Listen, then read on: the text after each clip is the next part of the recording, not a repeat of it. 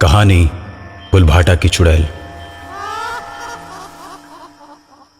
Deepika America से पढ़ाई करके इंडिया आई है। उसे घूमने का बहुत शौक होता है। वो हमेशा ऐसी जगहों पर जाना पसंद करती है जहां शायद ही कोई जाता होगा। कमरे में बैठी दीपिका अपने लैपटॉप में घूमने के लिए ऐसी जगहों की तलाश करती थी जहां कोई जाना पसंद नहीं करता। वाह, आखिरकार मुझे अपनी पसंद की जगह मिल ही गई घूमने के लिए। दीपिका अपने चाचा जी के पास जाती है और पूछती है, चाचा जी, ये कुलभाटा कहाँ है? कुलभाटा क्या करना है जाके? वहां कोई घूमने वाली जगह तो है नहीं, सब वीरान है वहां।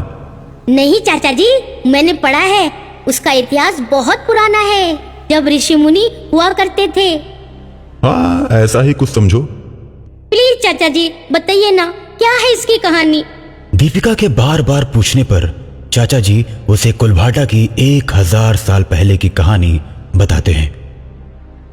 आज से 1000 साल पहले कुलभाटा, जो कभी राक्षसों का इलाका हुआ करता था, वहां बस राक्षस ही राक्षस रहा करते थे। दूर दूर तक किसी इंसान का नामो निशान नहीं था। अगर कुलभाटा की तरफ कोई इंसान भटकते हुए चला जाता तो कभी वापस नहीं आता। राक्षस उसे उबलते तेल में तलकर खा जाते। कुलभाटा से बहुत दूर ऋषि मुनियों की बस्ती थी। ऋषि मुनियों के पास दैवी शक्तियां थी, जिसकी वजह से राक्षस उनकी बस्ती पर हमला नहीं कर पाते थे।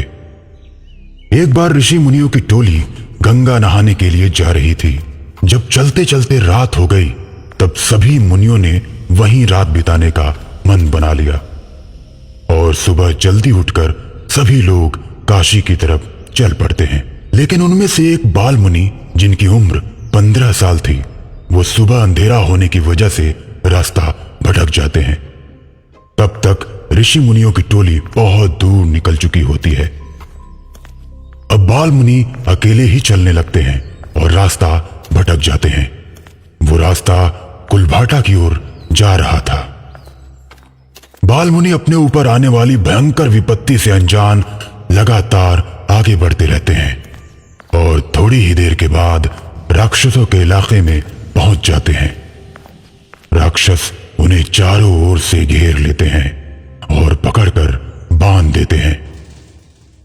उधर ऋषि मुनियों को पता चल जाता है हमारे एक बाल मुनि नहीं है, और एक ऋषि अपनी दैवी शक्ति से पता लगा लेते हैं कि बाल मुनि को राक्षसों ने पकड़ लिया है। उसके बाद सभी ऋषि राक्षसों के इलाके में जाते हैं और अपने फरसे से सभी राक्षसों को काट काट कर मार देते हैं, और फिर कुलभाटा में राक्षस हमेशा हमेशा के लिए खत्म हो जाते हैं। अरे वाह चाचा जी, कितनी जबरदस्त कहानी है कुलभाटा की, यहाँ तो जाना ही पड़ेगा। अरे क्या करोगी कुलभाटा जाकर? वहां कुछ नहीं है।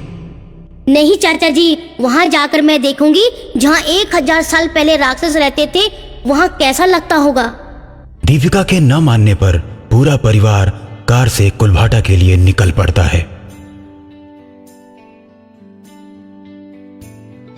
कुलभाटा पहुंचने से कुछ दूर पहले एक बूढ़ा आदमी कार के सामने आ जाता है। दीपिका के पापा कार रोक देते हैं। अरे बाबा जी, क्या आपको मरने के लिए मेरी ही गाड़ी मिली थी? देखिए, मैं इसीलिए मरना चाहता हूँ कि तुम लोग कुलभाटा न जा पाओ। क्यों भाई, हम क्यों नहीं जाएंगे?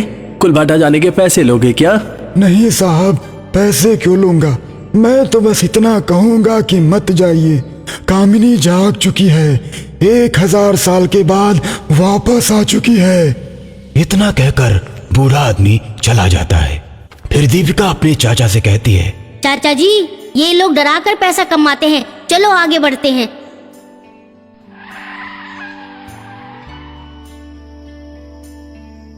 अब कार कुलभाटा के अंदर पहुंच चुकी होती है।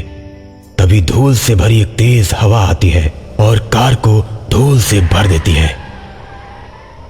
दीपिका के चाचा कार से बाहर निकलते हैं और शीशे को साफ करने लगते हैं। तभी पीछे से एक भयानक आवाज आती है। जब दीपिका के चाचा पीछे मुड़ते हैं तो एक भयानक चुड़ैल खड़ी दिखती है। ये देख दीपिका के चाचा की हालत एकदम खराब हो जाती है और वो भागकर कार के अंदर बैठ जाते हैं। देखो, मैंने बोला था मत चलो, लेकिन नहीं, तुमको राक्षसों की जगह देखनी थी। भैया कार मुड़ाइए और भगाइए, नहीं तो हम सब मारे जाएंगे। दीपिका के पापा कार मुड़ाने के बाद चलाने की कोशिश करते हैं, लेकिन कार टस से मस नहीं होती। तुम लोग अब आगे नहीं जा सकते, तुम लोग हमारा भोजन हो। इतना कहकर चुड़ैल सबको खाने के लिए आगे बढ़ती है, लेकिन तभी वही बूढ़ा आदमी अचानक से बीच में आ जाता है और अपने हाथ के कमंडल से जल लेकर मंत्र फूंककर चुड़ैल के ऊपर फेंकता है, जिसके बाद चुड़ैल जलने लगती है और जलकर राख हो जाती है।